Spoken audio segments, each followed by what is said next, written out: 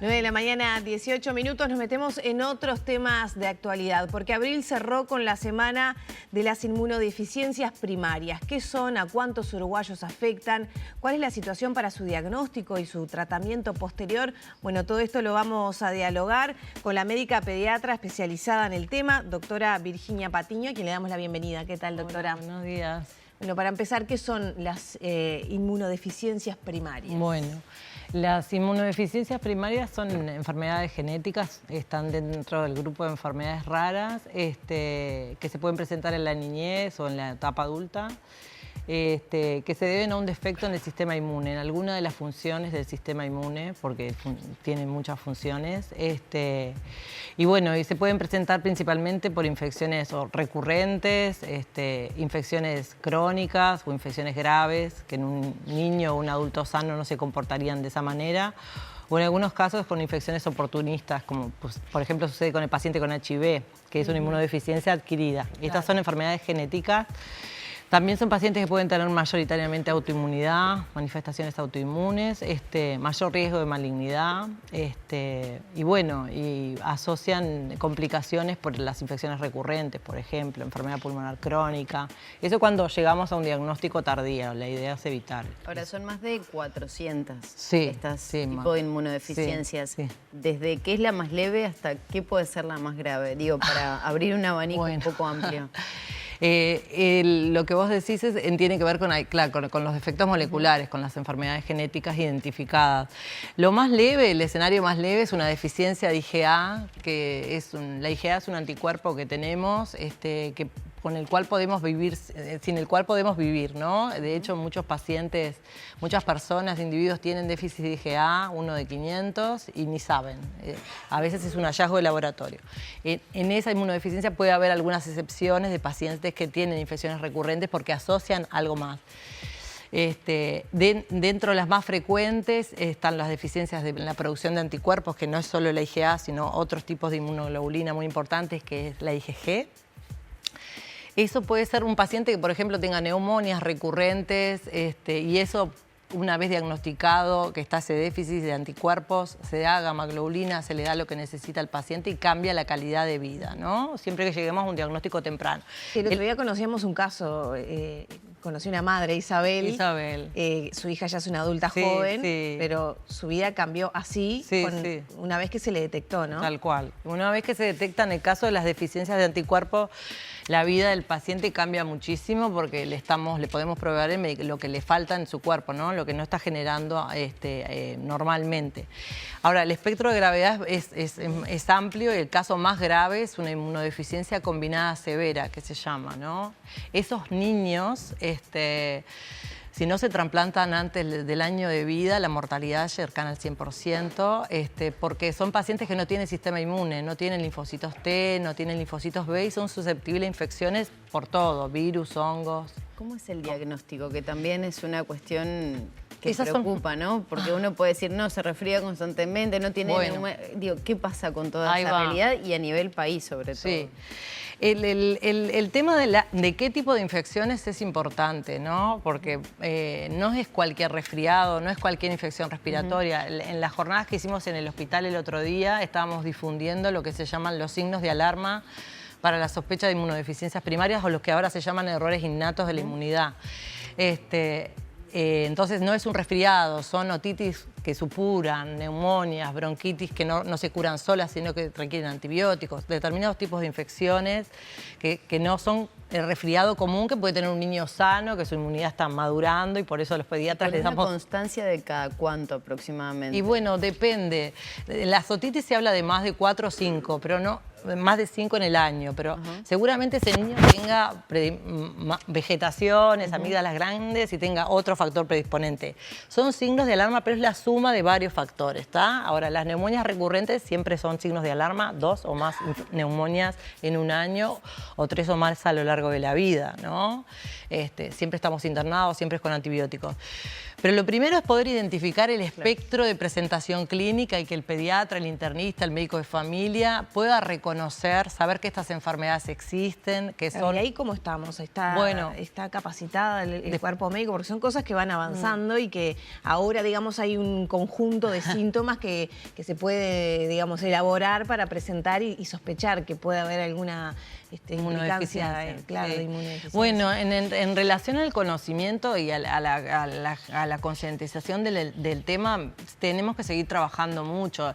Nosotros en el hospital empezamos en el 2007 y fue el primer equipo, la primer policlínica de inmunología que se creó en el país para la atención y el diagnóstico de estos pacientes. No había experiencia ni en la pediatría ni en la edad adulta, o sea, eran enfermedades subdiagnosticadas. En Uruguay, en muchos lados, ¿no? Argentina tiene hospitales de referencia mundial en el tema, pero entonces lo primero es trabajar en la generación en la formación de recursos humanos, generar cursos, capacitación. Nosotros hemos tenido que estudiar, yo fui a estudiar el exterior, o sea, ni siquiera existe la especialidad en nuestro país.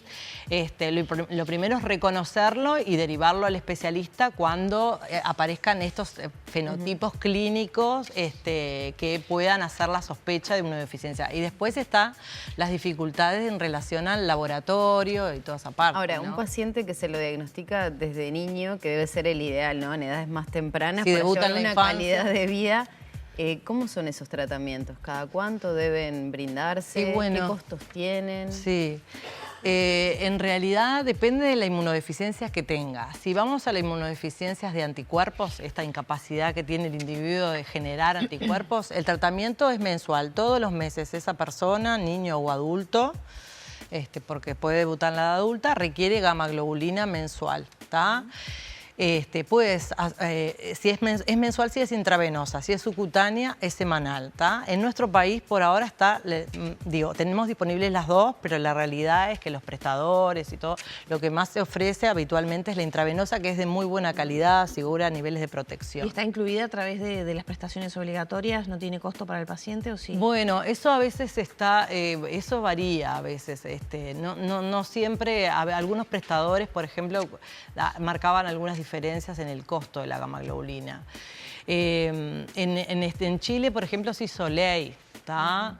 Y bueno, de repente vos tenés un usuario que por FONASA va a la prestación privada, pero de repente no puede costear un tratamiento, ¿tá? Hacían diferencias si el tratamiento se hacía de manera ambulatoria o se internaba. En los costos a veces hay variaciones. En algunos países hay problema con acceder a la gamma-globulina y se ha hecho como algo que se tiene que legalizar, ¿no? Y establecer.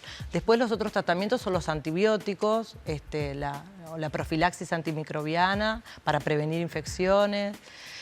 Y el tratamiento puede, en algunos casos, es el trasplante de médula ósea. Y ahí también tenés... ¿Ahí qué pasa? Ahí se hace el trasplante y el paciente le cambia radicalmente la calidad de vida. ¿Se cura de alguna manera de estas cuestiones? Y bueno, ¿no? si se cura, sí. El trasplante de médula ósea para algunas enfermedades, por ejemplo la combinada severa, es una indicación formal. Es un procedimiento que tiene sus riesgos, pero la idea es hacerlo en las mejores condiciones clínicas del paciente. Hay un grupo en el Pereira Rosell, en la Fundación Pérez de Crimini, que se está formando hace tiempo en esta área y los trasplantes que se han hecho en ese marco. Y bueno, es la posibilidad de restituir ese sistema inmune que tiene una falla genética y implica, si sortean las dificultades o el desafío que tiene el procedimiento, sí, significa la curación para el paciente, ni que hablar. Ahora, señalabas... Son enfermedades familiares, ¿no? También. Sí, eso también, sí. Porque hay familias que tienen muchos integrantes con este tipo de deficiencias. ¿Qué pasa? Recién mencionabas que es una especialidad relativamente nueva, que te tuviste que ir a formar al exterior, mencionabas el año 2007. Sí. ¿Qué pasa con ese pasaje justamente entre la niñez, la adolescencia y la edad adulta? Bueno. ¿Se detectan problemas al no haber tantos especialistas en la materia? Es muy buena la pregunta que me haces. Sí, lo que estás hablando vos es de paciente. De la transición. Sí, sí. Sí, se detectan, por suerte, bueno, no hay muchos especialistas, se formó un grupo en el Hospital de Clínicas, que está la doctora María Estebenaz y entre otros colegas, para justamente atender a pacientes con estas patologías, ¿no? Pero yo soy pediatra, por ejemplo, y trabajo en el ámbito privado porque no hay inmunólogos o inmunólogas de adultos y tal.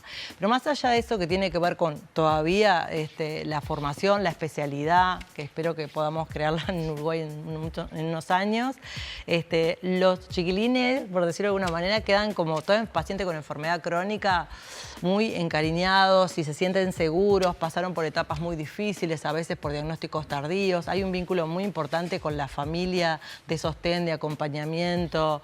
Hay momentos difíciles que atraviesan, ¿no?, situaciones de riesgo de vida, dificultades, todo. Y como toda enfermedad crónica, cuesta que pasen a un hospital de adultos.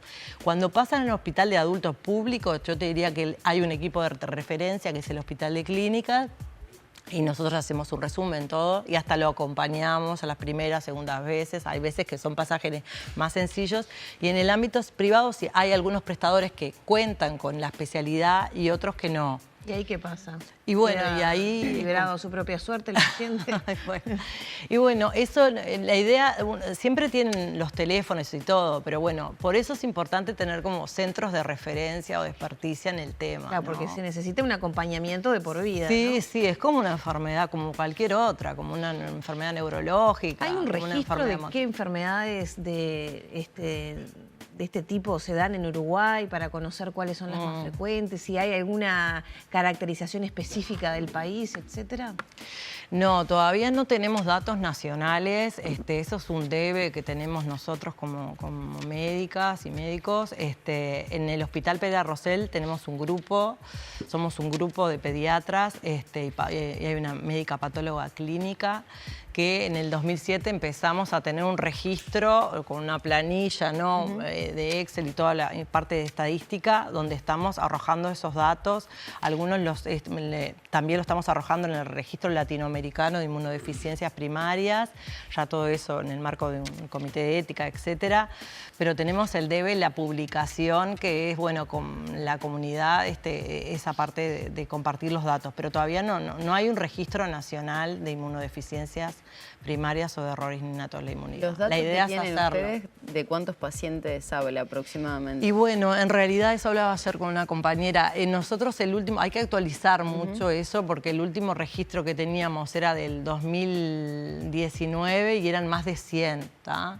Son enfermedades raras, con de poca frecuencia, y nosotros hemos estado alimentando esa base de datos entre los colegas que sabemos que estamos en el tema, tanto en el ámbito público como privado, pero seguramente haya otros pacientes que no llegan a nosotras o no sabemos o desconocemos. ¿Eso motiva también que la especialización no sea tan urgente para el país? ¿Que sean pocos casos? Bueno, depende de la perspectiva, que no sea urgente en el sentido de la agenda. Es el 100%, pero si se mira, justo hablábamos del censo, de las políticas de Estado, políticas públicas, digo, que no haya carreras tal vez, o tantos especialistas en inmunología o especialistas para este tipo de casos, tiene que ver con esa realidad que al ser enfermedades raras, bueno, no hay tanto interés tanto de los profesionales como de la propia... Bueno, es una especialidad muy particular, porque no todo el mundo le gusta, ¿no? Es como, eso tiene que ver más con las motivaciones de cada uno. A lo que es tema país, vos me decís que como son pocas, que capaz que por eso... Claro, tal vez las carreras no urgen tanto por ese motivo. No, pero las metabolopatías, por ejemplo, son enfermedades súper raras, igual han estado también en el... Tiene más marketing esas. Bueno, sí, si vas a como es, a productividad, ¿cuántos vemos? Pero a mí de repente yo tengo una mañana que veo 3, 4 pacientes y yo estoy media hora, 40 minutos con cada paciente. Porque cada paciente tiene ¿no? Obviamente cada especialidad tiene su complejidad. El tema es el peso que tiene, o sea, sí, antes se hablaba de una incidencia mucho menor, pero hoy por hoy hay datos que hablan de una prevalencia de 1 en 1200. Bueno, esa es una pregunta que yo te quería hacer. ¿Cambió algo? Sí. Obviamente cambió la forma de detectarlas y que ahora se conocen y antes no, y existirían siempre, pero mi pregunta es, ¿Pasa más ahora que antes o hay más agentes que despiertan las inmunodeficiencias que antes? ¿Agentes como? No sé, contaminación, estrés, vida moderna, no sé, por poner algún ejemplo. Porque usted lo decía al comienzo, uno puede tener esa mutación genética y que nunca se le despierte la enfermedad. Claro, eso hay distintos aspectos. En realidad hay más diagnósticos, se conocen más estas enfermedades, aumentó la incidencia, la prevalencia, porque en el mundo hay más conocimiento del área, pero sobre todo por el avance de la parte molecular, de la parte genética. Hoy por hoy, muchos pacientes con una enfermedad genética heredable se hacen estudios que van desde un panel a un exoma, que es secuenciar toda la información genética codificable. Entonces, cuando tenemos ese avance en la parte molecular, las inmunodeficiencias, la gráfica hizo así. Aumentaron muchísimo las inmunodeficiencias con disregulación, con autoinmunidad. La gran mayoría de las enfermedades de los errores innatos de la inmunidad tienen una base monogénica y cumplen lo que se llaman leyes de Mendel, ¿no? Tengo la mutación, voy a expresar la enfermedad, pero hay algunas enfermedades monogénicas, genéticas, que no son así, que tienen la mutación pero no expresan la enfermedad. Ahí puede haber factores epigenéticos, ambientales.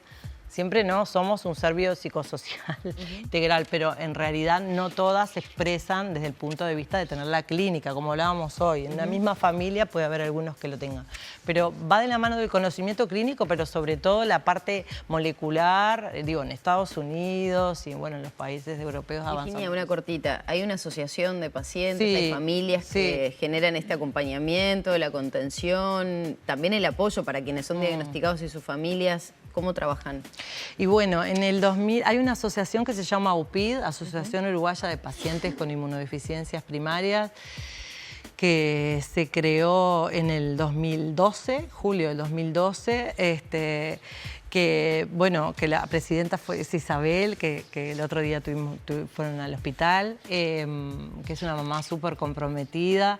La idea de esa asociación es generar lazos, ¿no? De comunicación, de solidaridad, de asesoramiento a las familias cuando a veces arriban a un nuevo diagnóstico, que significa, ¿no?, una mala noticia. En general es una mala noticia, justamente por esto de cierta orfandad de las enfermedades raras, saber dónde están los referentes, dónde están los médicos que sepan y ayuden. Y la idea es reunirse, juntarse, colaborar, generar jornadas de capacitación.